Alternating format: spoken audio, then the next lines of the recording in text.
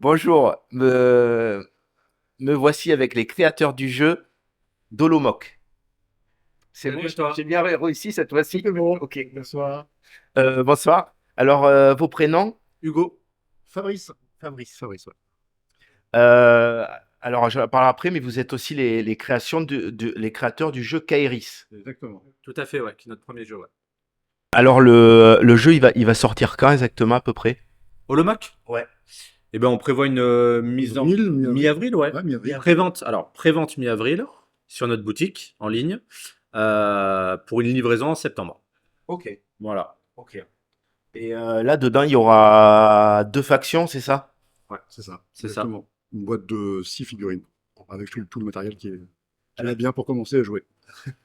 Alors, ce jeu, c'est autour de quel thème? On est C'est sur le thème rétrofuturiste. On est sur l'univers de Nock, qui est un jeu de rôle. Mhm. Et donc, on a fait un partenariat avec eux. Et on est parti sur le jeu de figurines Holomoc, mais dans l'univers de Nock. Ok, Du jeu de rôle Nock, ouais, tout à fait. ok.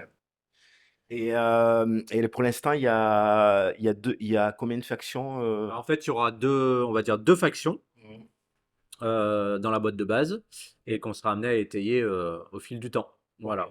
Donc, Ok, ok. sachant que sur la boîte de base, on peut s'amuser à intervertir les figurines, c'est pas forcément oui, bloqué. Tout à fait. C'est pas bloqué, je joue celle-ci. Ouais. On peut modifier sa composition. On peut monter Voilà, ça c'est ça. aussi, ok.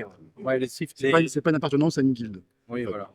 Les six figurines peuvent être jouées dans les deux factions en fait, Ouais. Ok. pour le starter de base. Après, ce sera pas le cas sur les extensions, où des figurines seront dédiées à certaines factions, mais dans la boîte de base, on va dire c'est que des mercenaires qui peuvent être Mhm. affiliés à l'une ou l'autre des factions du jeu. Ok, ok.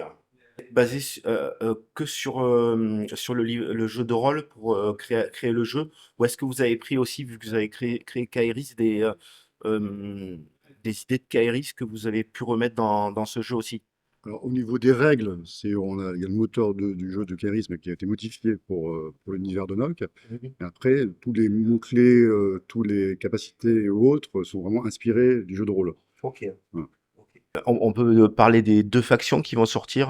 Oui, tout à fait. Donc, les deux factions de base sont la cabale dicovienne, Mhm. donc voilà, qui est aussi la faction de base donc, qu'il est possible de jouer dans le jeu de rôle, dans le Ok. premier tome du jeu de rôle. Et l'autre, c'est la Ligue de Mézel. Voilà, c'est les deux factions qui seront présentes dans la boîte de base. Et voilà, on vous laissera découvrir un petit peu tout ce que Ok, ça ok. implique. Ok. Est-ce que vous pouvez nous parler un petit peu des règles? Oui, Ouais, bien ouais. sûr. En fait, au niveau des règles, on est dans un jeu d'affrontement. Donc, ça se joue à deux joueurs, un joueur contre un joueur. Mais également, on va être amené à affronter l'environnement du jeu. Parce que Nox, c'est un univers qui est très hostile. Et ça, on a essayé de le retranscrire dans le jeu de figurines. Ce qui fait qu'on va jouer aussi contre l'environnement qui va perturber le plan de jeu des deux joueurs. Donc voilà, donc on est sur un jeu, voilà, un joueur contre l'environnement. Et tout ça dans un format extrêmement réduit. On est sur un plateau de jeu de 40 centimètres de côté, qui est un format qu'on fait aussi sur Keris. Et trois figurines contre trois figurines. Pour un temps de jeu d'une heure de temps de jeu maximum. Donc voilà, c'est vraiment du micro-jeu d'escarmouche. Simple d'accès, je pense, au niveau des règles, hein, mais loin d'être simpliste parce que très tactique si on a envie de pousser un petit peu les choses. Ouais, oui, j'ai eu la chance que tu me fasses essayer le jeu que j'ai trouvé vraiment sympa. Et le côté, alors je sais pas si on peut trop parler des dés noirs là, la noirceur qui est très intéressante dans le jeu. Et que moi, par exemple, je trouve que c'est intéressant, c'est le côté que ça peut être un peu long, mais ça peut être très rapide le jeu. C'est ça qui est assez intéressant. Ça peut être un jeu qui dure à peu près une demi-heure, c'est ce qu'on avait dit la dernière fois à peu près. En fonction de ce qui se passe dans l'environnement, là, il y a trop de noirceur, ça peut être une condition d'arrêt de jeu. Et après, il y a aussi la traque. Ouais. Si des figurines sont tuées, au bout de 3, ça peut aussi arrêter la partie. Donc, il y a une façon aussi de décourter le temps de jeu. Ouais. Donc, c'est pour ça qu'on dit un maximum d'une heure de jeu. Ouais. Ouais. Ça va vraiment dépendre de ce qui se passe, parce que c'est un jeu à événement. Mm. C'est-à-dire qu'il va se passer des choses et ça peut écourter la partie de façon un petit peu abrupte et il faut savoir l'anticiper quand tu joues, en fait. Ok, ouais. Ok. Voilà. Euh, on peut parler aussi des figurines, parce que j'ai vu qu'il y avait des figurines assez originales, comme le syndiqué, le syndic là, voilà, syndicaliste, ouais, qui est assez rigolo avec c'est un peu sa, Ouais, Ça c'est clair, dégaine. ouais. Ouais, ça dégaine, ouais. Bon, et c'est un peu ce qui nous a plu aussi dans l'univers de Nox, c'est d'avoir un univers visuel qui sorte un peu des sentiers battus, en tout cas dans ce qu'on voit dans la figurine. Et donc on est sur une ambiance un peu guerre froide. Euh, Ça se passe à Prague, quoi, à Prague. Ça se passe en République tchèque, le jeu. Donc il y a cette ambiance un peu Europe de l'Est qui est assez sympa. Et avec des figurines, on n'est pas sur un jeu où on va jouer que des soldats. C'est pas du tout ça l'idée. Il y a un syndicaliste, il y a un photographe. Il y a un professeur, bon, il y a une soldate aussi, etc. Mais on va avoir visuellement, on va avoir quelque chose d'assez diversifié et de diversifiant aussi vis-à-vis de ce qu'on trouve sur le marché actuellement.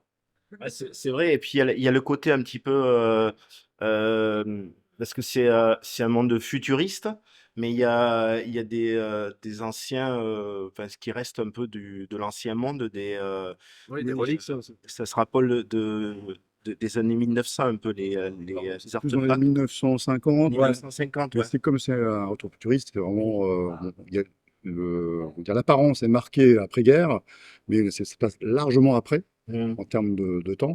Donc c'est pour ça qu'on dit retour futuriste, Ouais, ouais. parce qu'il y a une technologie qui est en place, qui est Ouais, beaucoup ouais. plus avancée. Ouais. Ouais. En fait, ce qui est rigolo, c'est que les personnages, des fois, ils font un peu les anciens appareils photo, Oui, c'est ça qui est C'est ça, rigolo, oui, en fait. le photographe, C'est ça que j'ai trouvé ça, c'est rigolo dedans, c'est ce côté un peu ancien exactement. sur les personnages. Ouais, c'est même les décors, là, quand il y a Oui. des points d'objectif, là, Oui. ça rajoute un intérêt au jeu, je trouve. Ouais, tout à fait. C'est ce qui nous a plu aussi, hein. C'est vraiment cet aspect visuel très marqué. Ok. Et l'univers très riche du jeu de rôle, bon, franchement, il y a Ok. c'est une belle perle, quoi. Ouais, ouais. Des bonnes trouvailles, visuellement, puis l'univers est tellement Ouais, bien fait. ouais. Ouais. On a tellement de choses à faire. Ah ouais. Ouais, c'est vrai qu'après, ça vous donne de la marge pour. C'est ça. Pour les rôlistes, on ne peut que conseiller le jeu de rôle ouais. Enoch. Ouais. Ils vont vraiment kiffer, quoi. Ouais. Ok. Mais attention, comment dire, pour le master, celui qui masterise le jeu, c'est dense. Ouais. Il faut bien lire l'univers avant de commencer à faire des parties, quoi. Ok. Et, Ok. très. Ok. Et est-ce qu'on peut parler aussi des scénarios un petit peu, comme il y en a à peu près? Ben, il y en De aura quoi ça parle en Au général? début, ouais. Il y en aura 6 Ouais. dans le livre de base. Mhm. Et puis après, l'idée, c'est de pouvoir en rajouter au fur et à mesure. Mais on est sur des scénarios, grosso modo, de prise d'objectif, de contrôle de terrain, Mhm. où il faut étudier des choses assez classiques du jeu de figurines pour le coup. Mais voilà, avec à chaque fois, malgré tout, des façons de jouer différentes en fonction des scénarios. Mhm. Ok. Ok.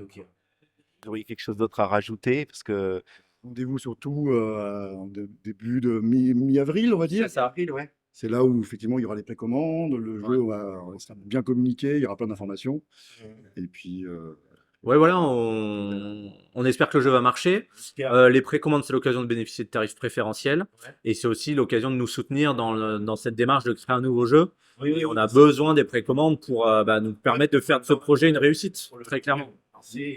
Après, peut-être les festivals où vous allez participer? alors on est sur le salon du jeu qui est à Montpellier au mois d'avril, et on sera aussi sur l'alchimie du jeu à Toulouse. Ouais. La chimie du jeu. La chimie du jeu. Ouais. Voilà. Et Octogone, comme tous les ans, À Lyon. à Lyon, ouais, en octobre. En octobre. Ok. Alchimie, c'est un petit clin d'œil. Ouais, tout à fait, Ouais. aux copains. Ouais. Ok, merci beaucoup pour l'interview. Merci C'est à sympa toi. de rencontrer des créateurs de jeux de figurines, mais vraiment jeux de figurines purs parce que Ah oui, c'est j'en rencontre pas souvent. Hein. J'en rencontre beaucoup de jeux de figurines plateau, mais jeux de figurines, je crois que c'est vraiment la première fois que j'en rencontre, donc c'est D'accord. cool. Merci à vous. Un Hein. plaisir. une très bonne rencontre.